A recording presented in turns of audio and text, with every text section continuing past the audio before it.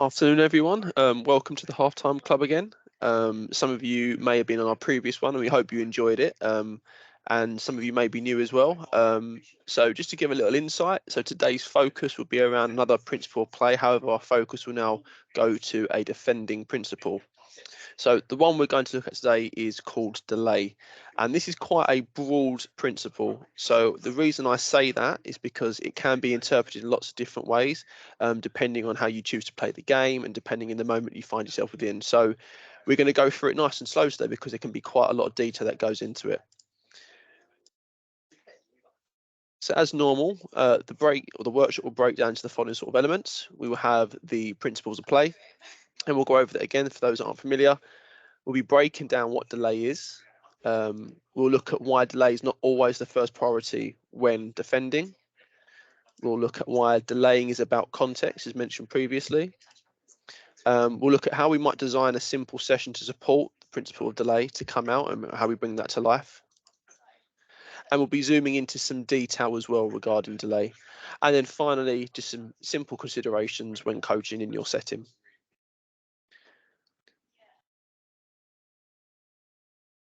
So for those that aren't familiar, the principles of play are fundamental to the game of football. They exist no matter which game of football you watch. However, they can be applied in various ways depending on your style of play and maybe the philosophy of your club and what you value as a coach, for example, or maybe what your players value.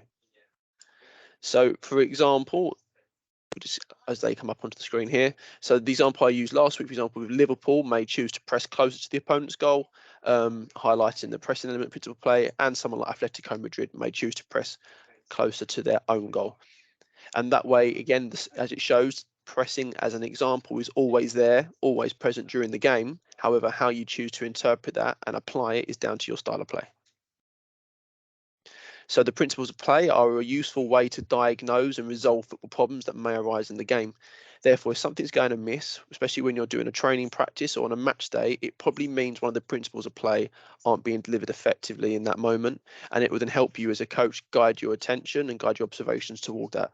So, for example, if we're saying we don't want people to go through us and that's our measure of success and they keep finding ways through, then that's probably telling us we need to go and affect something on the pitch. It's also important to recognise that these principles don't exist in isolation. They interact together on the pitch. The game is cat and mouse in nature. Whilst you're doing one thing to one team, they are trying to stop you doing that as well, and also vice versa. So it's really key to remember that when we look at these principles, they're probably going to have an effect on the attacking team as well as the defending team. So if we're focusing on the defensive principle today in terms of delay, what impact does that have on the attacking team as well? How the principles interact on that pitch in that moment? Again, we have an England Alerting article on the principles of play if you're not familiar with it that you can access. Sam, who's also joined us on the call, will add that link into the Q&A function. If you're not familiar with the Q&A function, it should be at the top of your team screen, so you should be able to click it and input anything you want to. Tom, just gonna, I'm not sure if it's the same for anyone else, but I'm currently still on the title slide. Okay. Let's try that again.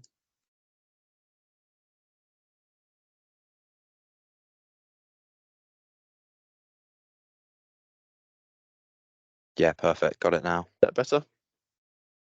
Okay, see, hopefully it moves. So you should see on the screen now, what does delay mean to you? So if you can use the Q&A function, and input what your thoughts are, please. I'll give you a couple of moments.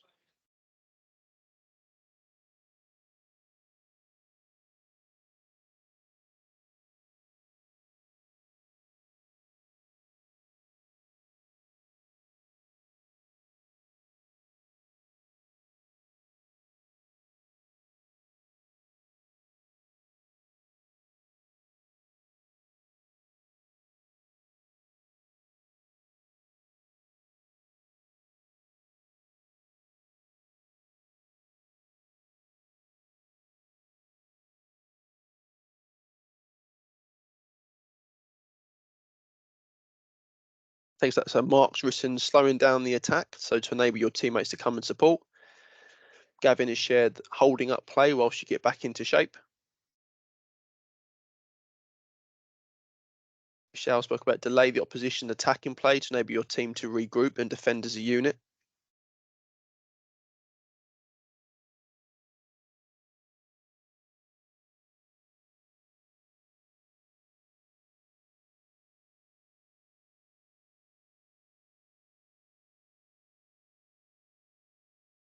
So thanks everyone. So just moving on now.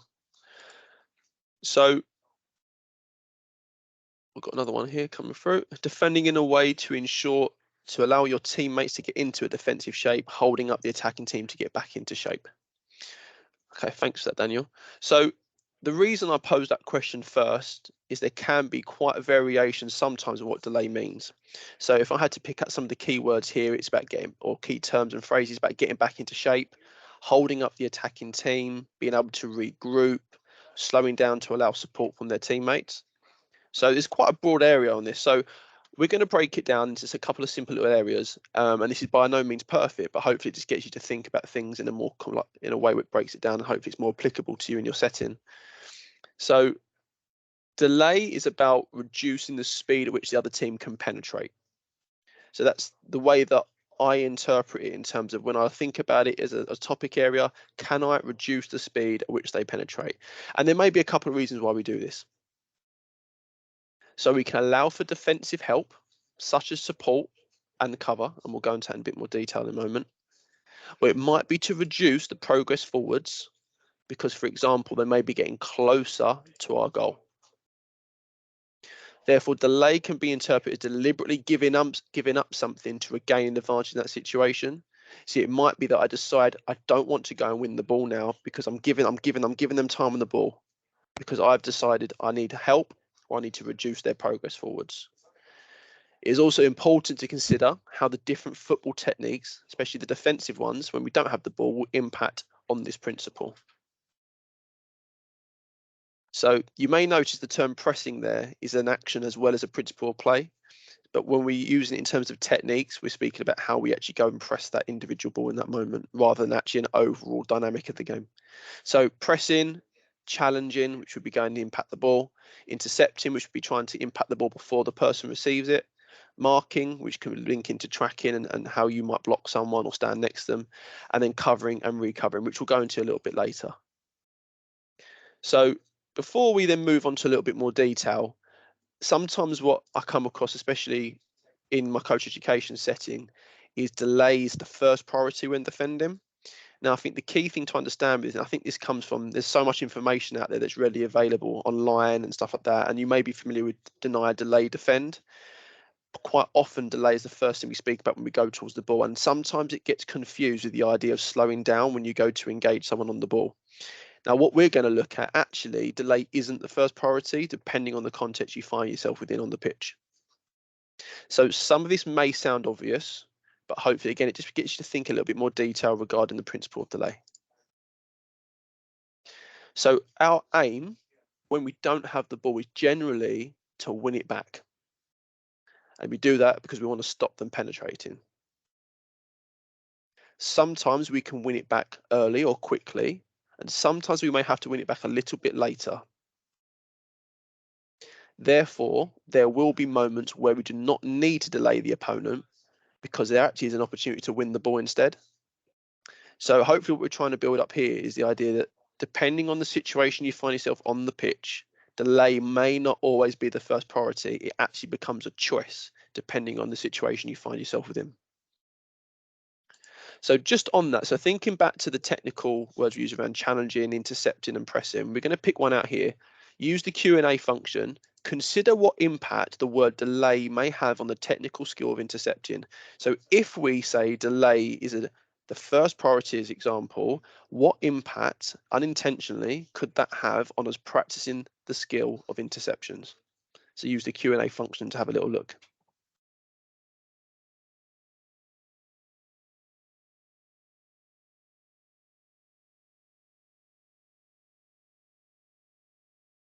And again, intercepting is just defined as getting the ball back before the opponent receives the ball generally.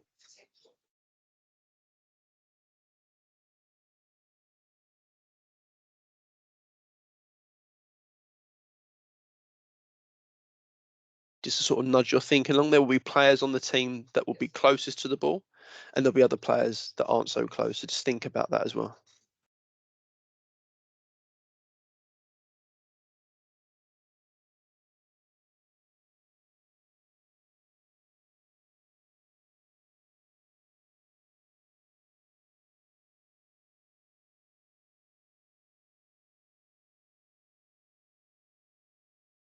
So Mark shared, could cause the defenders to hesitate and not seize an opportunity to insert as it isn't the priority, would result in attacking team having an advantage. Yep, great point. So if we say delay first, then they're not going to go and get the ball.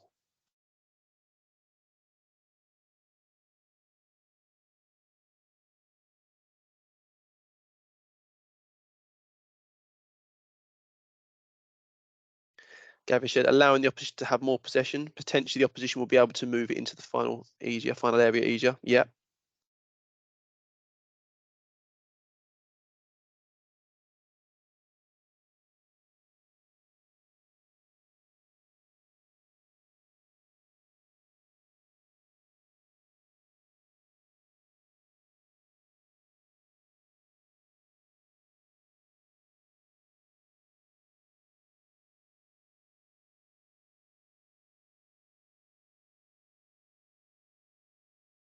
Mark shared, cause the opponent to have to make a decision to pass backward or sideways.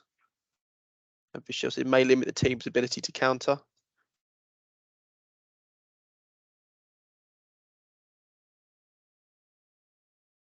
And on that point, Vishal, if we never win the ball back because we keep delaying, we could end up closer to our goal.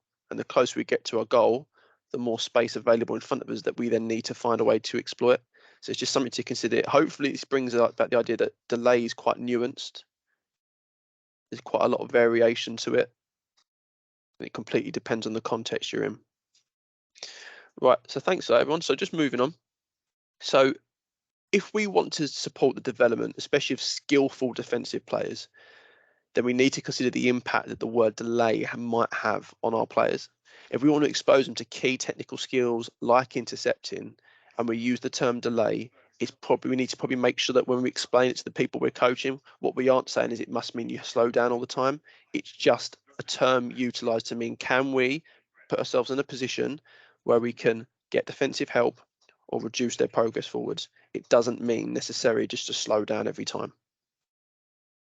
So if we often tell players to slow down as a first thought, we could be potentially missing a trick. So how I generally, this is just my way of looking at it, hopefully to support the learners out there. The first priority when defending for me is make a good decision. Can I impact the ball? So the person who's closest to the ball needs to decide, am I in a position where I can get an advantage from going towards the ball? So if I feel there's a successful chance I can affect the ball, so we or I can win the ball back, then that's probably a good decision to go and get it. The exact moment the players find themselves within will therefore dictate this decision. So we also have to consider how we want our teams to play. So if we want to encourage winning the ball earlier, then we have to decide, do we impact the ball really quickly? And consequently, more specifically to our theme, how and when and where we decide to delay. So I'm going to use an example of the Tottenham-Chelsea game of the day when Tottenham went down to 9 players. And there's this conversation debate, was it madness holding a high line? I think the key thing is if you're going to put yourself in a position on the pitch like that, you need to ensure the detail you coach is still there. So just think about, there's no right or wrong, but you just have to consider where and when you do these things.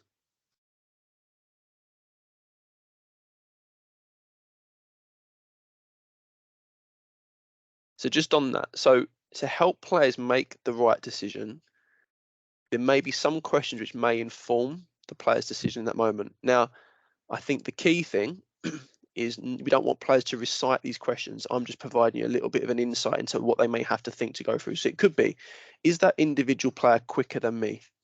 So to keep it really simple, I could be in a 1v1 situation and I'm defending against an attacker and they are 2 times as fast as me. Would I naturally want to go and impact the ball if I know they could knock it past me? Or would I rather delay and allow for more help and support? Just something to consider. On that, are they more skillful than me? So that could have a similar thought process. Am I outnumbered? So if I know they've got an extra player, if I go to the ball too soon, does that leave the other player spare? Do I choose to delay, or is there an advantage to me going to impact it? Something to consider. Am I getting closer to my goal? Am I nearing my own goal? Again, that will dictate the decision you take in that moment. And is there a threat beyond me? So if I've got a threat beyond me that isn't being dealt with, where they could hurt me, do I go to the ball, or do I delay and take that option to protect that? So again, we don't expect players to recite these questions, but depending on the age of the players, it may be worth challenging them to work out what their direct opponent is good at. So you may ask them in the game, in the first couple of minutes, can you find out what foot they use? Can you find out how quick they are? Can you find out how skillful they are? And that might then help guide their attention to this, and it may support them then in adapting to the scenario they're facing in that moment. And even better, they may be able to adapt before the moment even occurs. And I think that's really key. Sometimes we look at defending as something which is reactive, but actually it can be proactive. We can ask the players to play in the future when they defend, or predict the future, or think about the what if moments of the game. So what if that player gets the ball? What will I have to do? It's not happening right then. They're thinking before it even happens. And the best defenders think of these things. They're always thinking about the what if, the what if, the what if. And even as a team, when you're attacking, if you think about the what ifs, you're then going to be in a really good position to defend very quickly. Some might call that transition when it changes from attack to defense. But if you're attacking, you're already getting ready to defend as well at the same time. And then that will help you explore the delay principles and other principles of the game. So just on that, can you think of any other questions that may help a player to make a good decision? Use the Q&A function, please. I'll give you a couple of moments.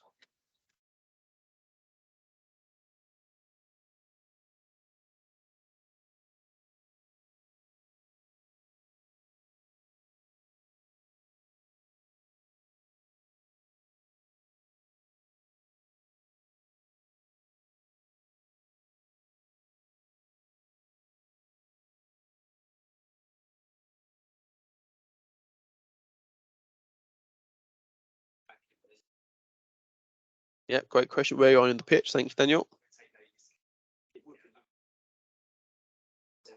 And that might be really important, because if you're closer to the other team's goal and they have a player that's really quick, you might decide that that's okay because they're not near my goal. It might be that you worry about them, say, actually, we want to put ourselves in a position where we slow down their progress, so I need more support. It depends again on what you value. Yep. Am I near the touchline? Yep. Sometimes you may hear that the touchline is an extra defender.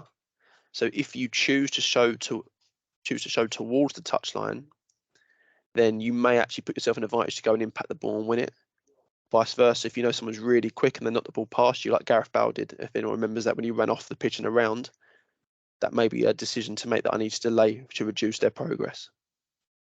Gavin said, what support do I have? Brilliant. Yep. So if you look around and you find there's no support, then it might impact my decision.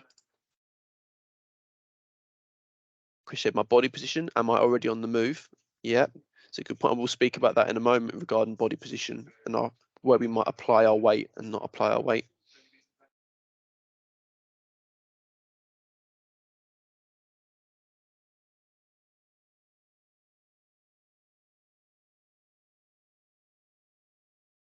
Can I see a teammate space in advanced position? Yep. So just moving on now. So thanks to everyone. So what if they can't make a good decision?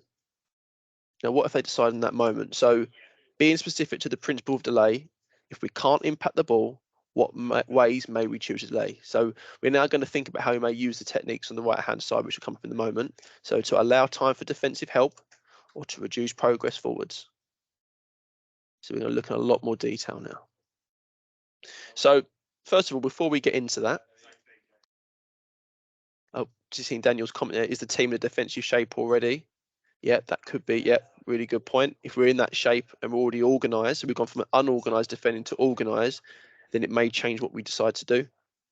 So I now want you to put yourself in the defender's shoes.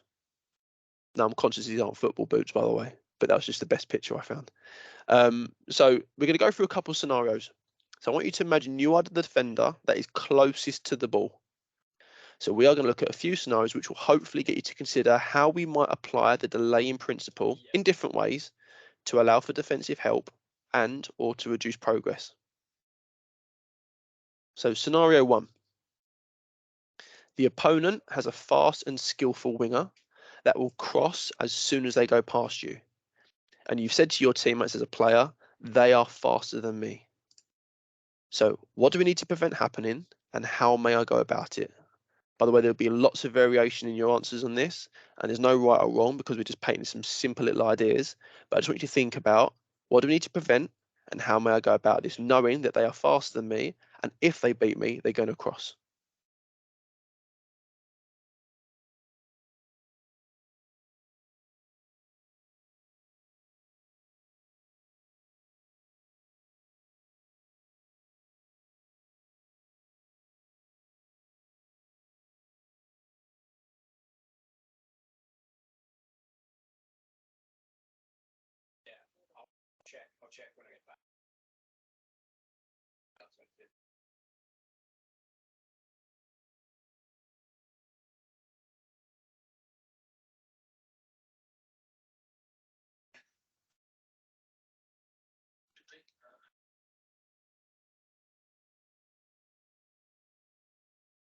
So Gavin said about getting around me, getting around me and delivering across. But how would you apply the delaying principle in your understanding so far? What would you do if you choose to do that? What would you do to actually stop them getting around you and delivering that cross? So we know we need to stop that, but what would you do?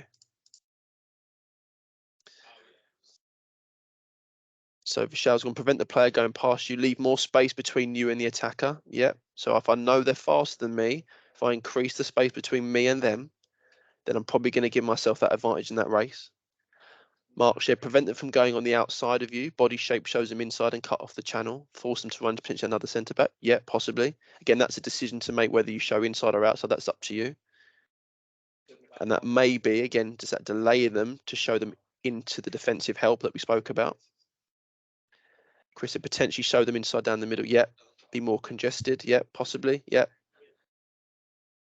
Preventing passing. Yep. Could show him to the touchline onto his weaker foot. Yep. Thanks, Paul. Don't get too tight, show them to the touchline rather than active pressing. The idea of blocking the cross is the main priority. Gavin said block the channel down the line. Mark said show them into the weaker foot to block their path. So all these are Paul should take him out. That's definitely one way of delaying the attack. May get a card for it though. Steve said about prevent them from gaining ground towards the goal, so ensuring your body position is pointing them away from danger, closing the gap. So all these things, by the way, they're not right, they're not wrong, but I think the key thing is that there's different ways to delay. So if I know they're going to go down the outside of me and that's what's going to make them successful in their actions, then I probably want to reduce their progress doing that. So I may delay them and show them into an area where there's defensive help. It might be that actually I don't mind them going down the outside, but I need to then have a gap between myself and that player to ensure that when I'm in a foot race, I'm not putting myself in a disadvantaged situation. Yeah, Mark also said call a teammate. So there's so many different ways. So the delay principle itself, again, is very contextual. So we're now going to look at scenario 2.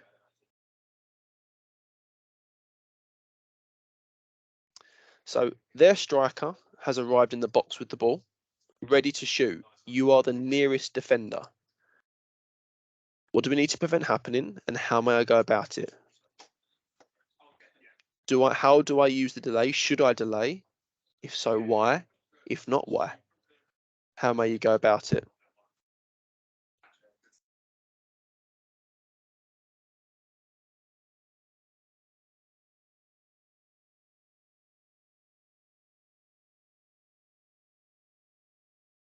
It will close down to block the shot.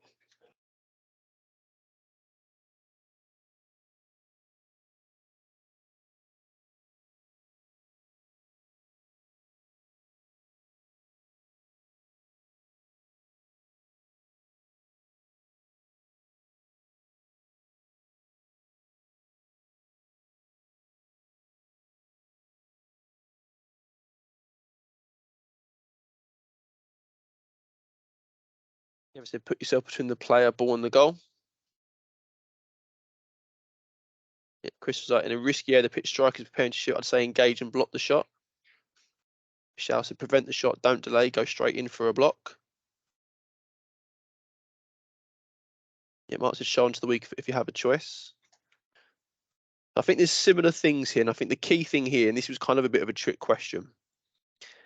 In that situation, when it's you and that player and they're next to your goal, and they are going to shoot, delay is not the first priority, which we hinted at before. It's, can I impact the ball? Do I need to impact the ball? Now, if I tweak this scenario, excuse me, if I tweak this scenario and I said there was an extra player that was coming to help them, an extra attacker, would that change the principle that gets elevated? Would you necessarily go and impact the ball if there's another attacking player that's in a position that if they're shared the ball, are going to score? Something to consider.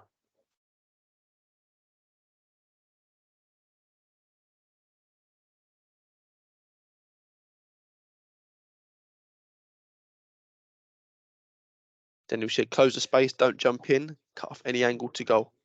Be aware of the fake shot. So this is the difference between slowing down and delaying. Delaying is a principle, slowing down is a choice of movement.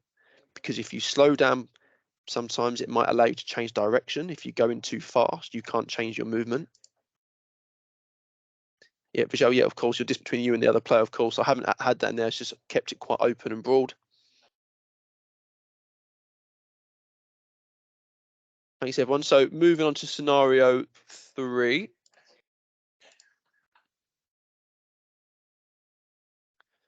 So the other team have a 2 versus 1 in their favour. I am defending by myself. There's a goalkeeper as well. And there is lots of space behind me. What do I need to prevent happening? And how may I go about this? So think about, what threats do we need to prevent? Should I delay? If so, why? How may I do it?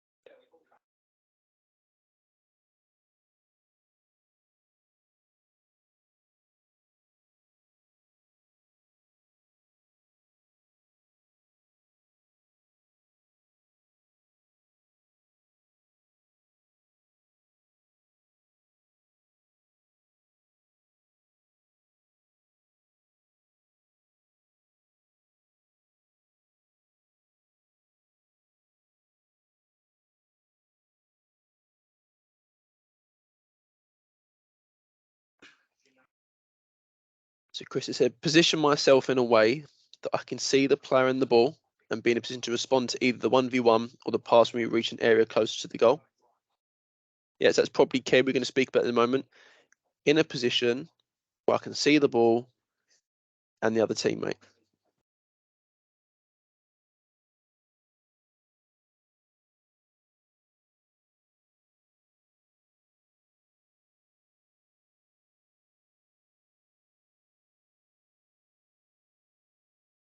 So Gavin said, position yourself between the 2 defenders and try to cause hesitation on the pass and the player potentially taking your 1v1. Paul said, need to prevent them from scoring, could intercept or delay to allow keeper time to come out and help. Cover the pass to encourage the striker to dribble to the right by in time for the supporting defender. Position yourself between the 2 attacking players to stop the pass, also so that your body shape is facing away from the attacker without the ball. Force the player with the ball from goal. So just on a bit on that, remember there's a lot of space behind me. So if I decide to put myself in a position, we'll speak about this in a moment, to block off the person that could, the supporting player, and there is space behind, they could play a straight pass and the other player can make a diagonal run and they'd be through on goal. So just on terms of this, the context here is really important. There's a lot of space behind me.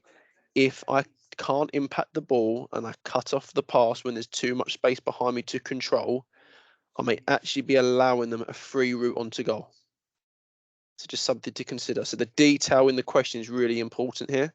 So I've deliberately made it a bit more difficult, this scenario, to get you to consider these things.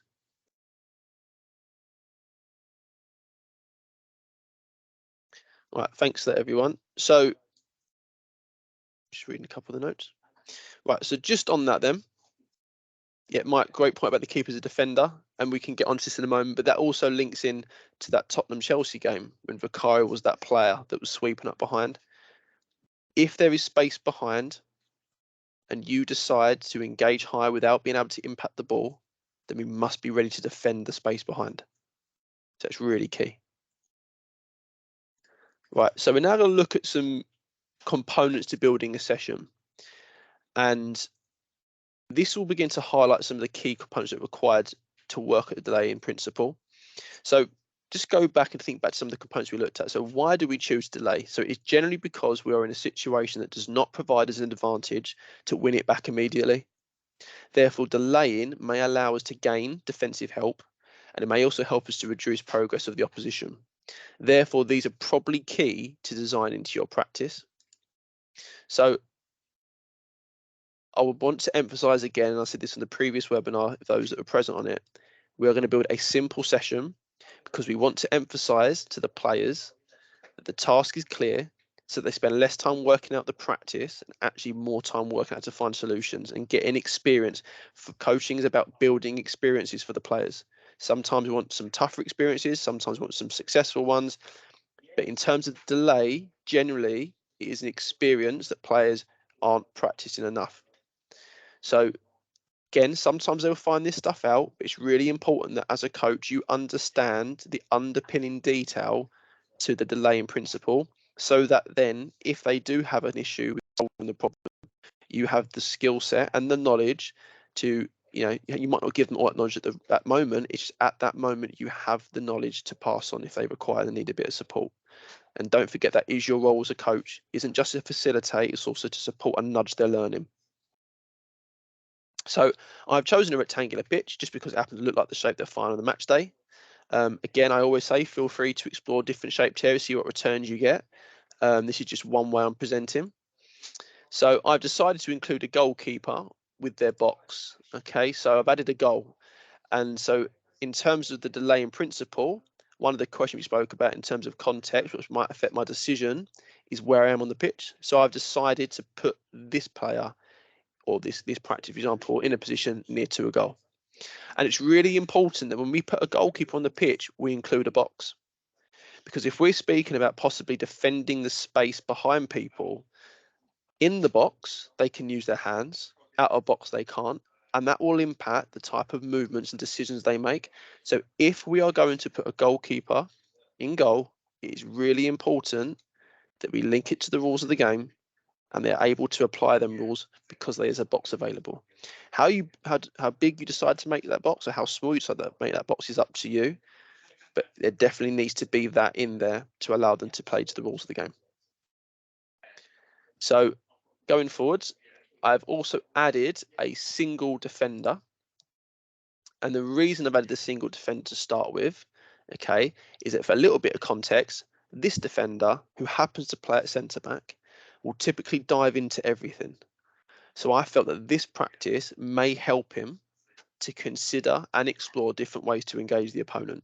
So what I'm trying to highlight here, I've been really deliberate in the players I've picked within my practice to ensure they get exposed to their needs and their development and the learning requirements. So therefore, one important component when building a session is context. Is my practice allow my players to solve a problem they will likely see, hear and feel during a match? Does my practice meet the needs of the players? So again, going back, delay is a choice. So I might not always need to delay. So I might have to deliberately design a practice to support the players that require that. So I've also added in a starting line. Now, this will be explained further on, but this is just a starting point. Now, this means in my practice, for example, the defender is in a static position when we start the practice. Now, for some of you that are newer to coaching, having people start in a static position might help you see more things.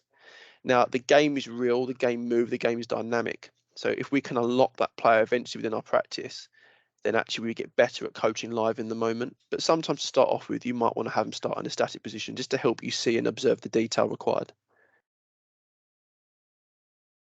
Now, if I want to work at delaying, then I will require an opponent. So opposition is really key. Now, I've decided to add in 2 attackers here. So I've decided and deliberately decided to put this defender in an outnumbered position initially until the keeper gets involved. So think back to why you may choose to delay. Okay, so I may want defensive help, or I may want to reduce their progress. So it's probably worth including a teammate that can therefore come and help whilst the other teammate is practicing delaying until they can arrive. Because if the whole purpose of delaying is to get defensive help or to reduce progress, I probably need to give them both options. So we have now created a simple practice where the structure is saying, or the practice where the reward is, if you delay well, you get defensive help and support. So to complete the practice, we probably need to add in some simple starting rules.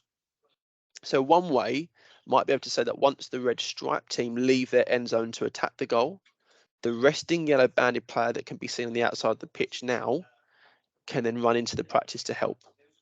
We may choose to increase the time before the teammate can come over to help to emphasize delaying for the starting defender. And finally, if the yellow banded team regain the ball, can they drive into the opposite end zone?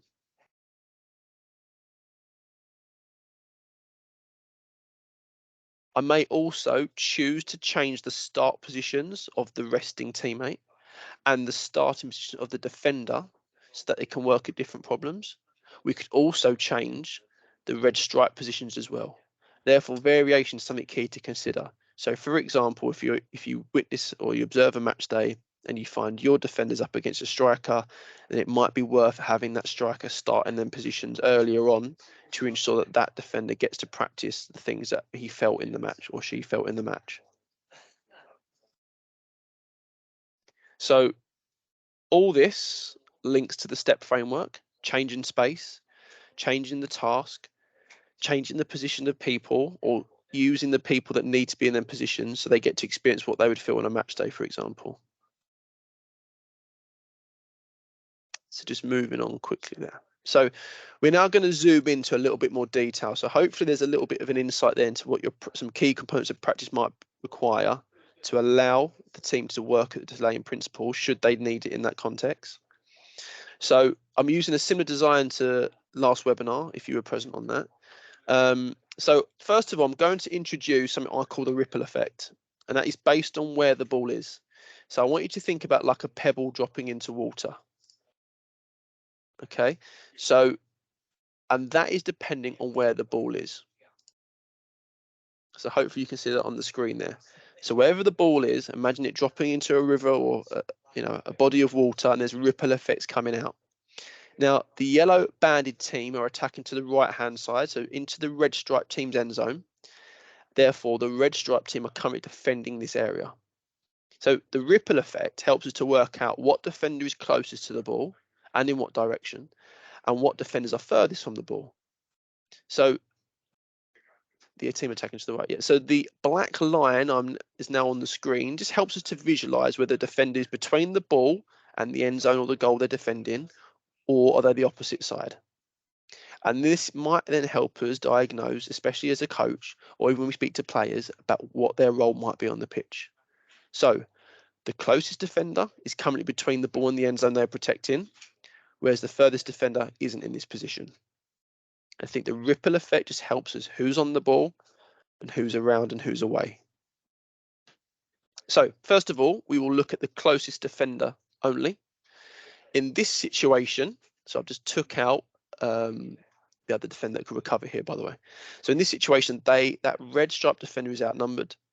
Therefore, if the closest player decides to attempt to win the ball back without success, the attacking team could simply play to their teammate or travel straight through. Therefore, the closest defender must give themselves time to consider their options by positioning themselves so they can see both the ball and the other attacker. So if I'm in an outnumbered position, can I get myself time to think? Can I put myself in a position to see the ball and the player? So this simple phrase encourages the closest defender to take up a position, probably closer to their end zone, to increase their ability to see what might happen next. And that's really key. It's not guessing what's going to happen. They need to be able to see it because they are not in a situation where they're in an advantageous situation. So if the ball and supporting attacker move forwards, then the lone defender must still be able to see the ball and the player. Unless, and this is really key, okay, before we get into actually, so when we are moving backwards and forwards, it's really important to have a side-on position where your weight is neutral. Now, what I mean by weight is neutral is sometimes you'll hear people say have weight on the front foot or the back foot. Now, if your weight's on the front foot, yes, you might be able to push off backwards well, but you won't be able to go towards the ball well. If your weight is on the foot furthest from the ball, you may be able to push forwards well, but you won't be able to push backwards well. So you want to make sure your weight's neutral so you can move forwards and backwards. You may want to make sure your body shape's a little bit lower and your knees are softer so you can open and twist your hips. But you also want to make sure as well is that you're not losing sight of the other side of the pitch that the other player is. So you've got to think about how you might adjust a couple of these things. I also hear a lot of people say be on your toes. Now, there's a big issue with being on your toes. If you want to apply force when you're defending, you need to have contact with the ground. If you are bouncing up and down as a defender, your feet are in the air, you cannot apply force. So it's really important. Your feet movements are small, but you have contact with the ground. So at some point, however, this individual defender must commit, because if they don't commit, they're going to continue dropping closer and closer to what they're trying to protect. So if no defensive help arrives, that defender must commit. Now, the likelihood is the other team will still get success, but we have to try and impact it. Otherwise, again, they will get closer and closer to the area we're trying to protect. Therefore, if we do choose to commit, can we try and make it a 1v1 first? So I need to ensure that the space behind me is reduced so that they can't just do a through ball, and then put myself in a position and adjust my body shape to make it a 1v1. So I must commit at some stage. So hopefully, as you see, as they travel forwards and the space behind me reduces, I may adjust my position to block off the other pass because I know there's less space behind for them to play a through ball now. So we're now going to add in the furthest defender from the ball. This player's role is to provide defensive help as quickly as possible. So you may know this term as a recovery run. Now, the aim for a recovery run is to either impact the ball if you're the closest person to it than someone else, or supply cover. Alternatively, you could also take away the support for the other attacker. And this is all dependent, again, on context. Where is the recovering defender coming from? Are they going towards the ball? Or are they in a position to go towards the ball? Do they need to provide support and cover because that might be what the threat is dictating at that moment? Or do they need to take away the supporting player's option?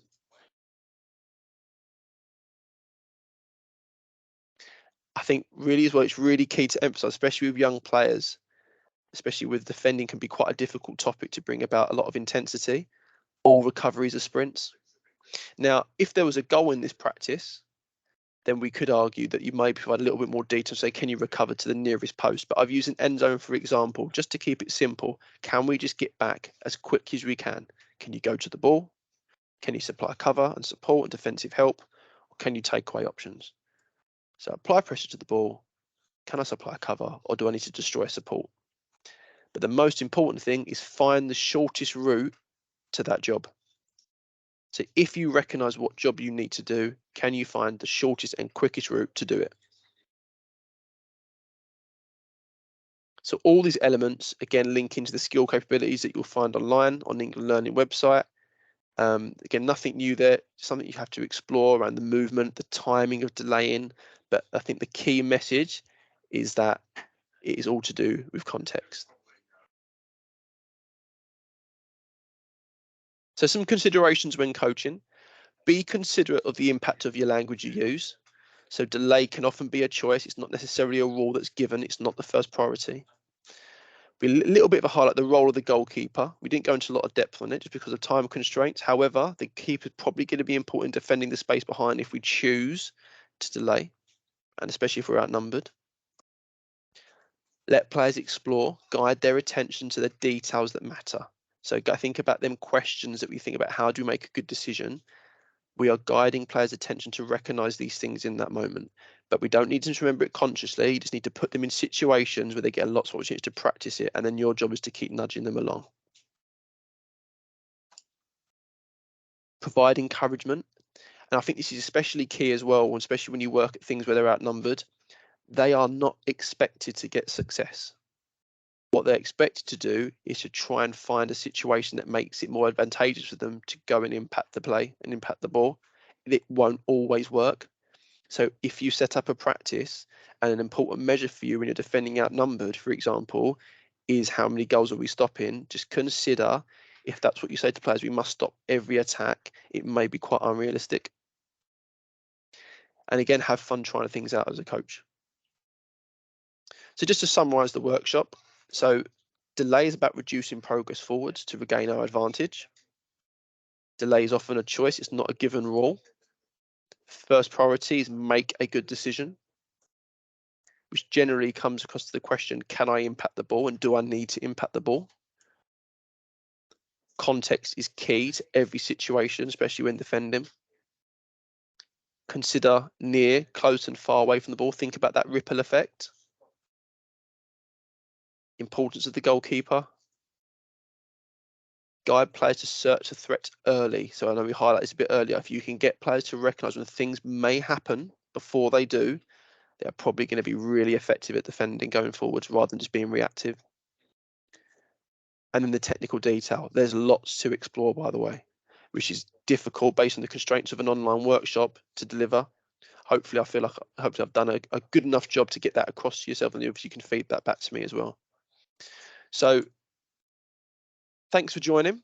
Our next workshop will be on the 8th of December, so a little bit of a gap between the next one. It'll be around the principle of support play. And then fast forward on the 15th of December, on the Friday, just before we break up for the holiday season, around press. There will also be more workshops planned in the new year. And again, if you haven't seen the coaching pathway, there's the play phase qualification that we encourage you to go on, especially if you're working with younger age groups, as well as other qualifications there.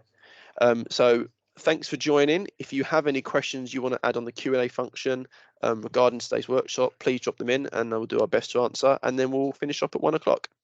Thanks for your time.